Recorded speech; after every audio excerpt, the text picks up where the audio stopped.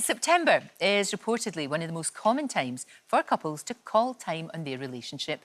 With Jonas and Sophie Turner's divorce making headlines this week, well, we've got advice for anybody going through that difficult breakup. Family lawyer Joe Edwards and our relationship expert Paul Carrick Brunson join me now. I didn't really realise that September was a time when a lot of breakups happen.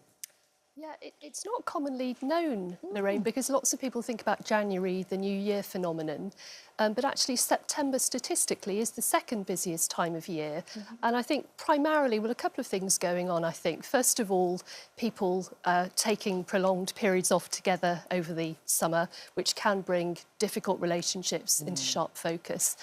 Secondly, lots of people in my experience, completely understandably, want to get children through key points in their education. So they'll wait for them to do their GCSEs or their A-levels, and then come September, they will think, well, that perhaps is the time that they should think about moving forward. So for lots of people, they might have reflected for quite a few months, but have planned ahead to this point as being the most suitable moment. Sure, it's like get through the summer. They might have planned a holiday. Exactly. Get through the summer, get the kids through their exams, wait for the results, and then it's crunch time.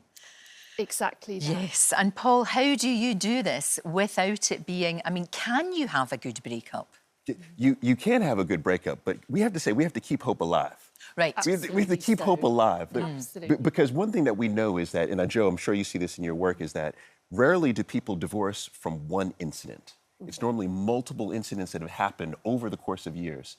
So it's very important to be assertive about, well, what is it that you don't like about your relationship so that you can fight for your relationship. Secondly is therapy is so important. Therapy is sexy. Therapy is cool, you know? I've never heard it called that before, Paul. But it is. We should make it that, yeah. Yes, it is. And so try to get therapy. This is very important. And then also, when you are communicating with your partner, think about how you can compromise. Already walk in with that mindset, right? I'm not going to get everything I want out of this conversation. How can I compromise? That's very important. And then last but not least, let's spend time together doing things that we love, doing things that we enjoy. These are all the ways that we can fight for our marriages. And if I may, to be absolutely clear, most couples or individuals, by the time they come to see me or they see a family lawyer, they have gone through that process absolutely appropriately. Yeah. And if they haven't, I would never be saying to them, right, you should be starting proceedings now. That's such a personal decision to divorce. It's got to be a decision that's right for them. Now, I always say on this show, if there's any suggestion of domestic abuse, that's a completely different scenario. Absolutely. And people need to ensure they're in a place of safety.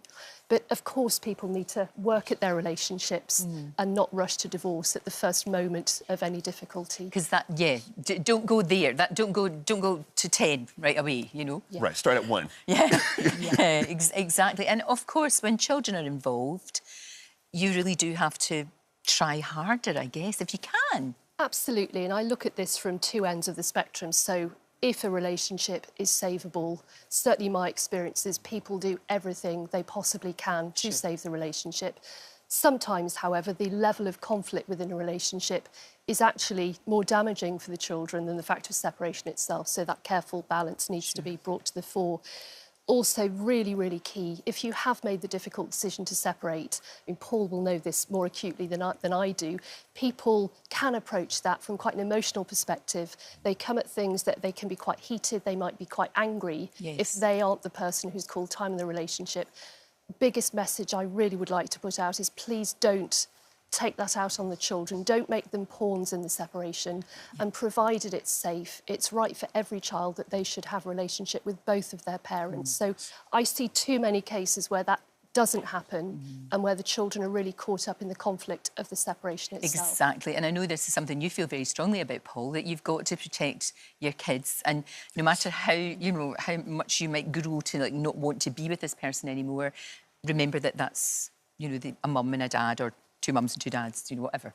Absolutely. The kids, we said this actually backstage, and you said this, Joe. Joe said this, okay? But I'm going to repeat it because it was so good. Is the kids should be the compass. The kids should be your motivation. Use them as your motivation to resolve all conflict. Exactly. Yes. Wise words. Thank you both very much. Thank you. Thank you.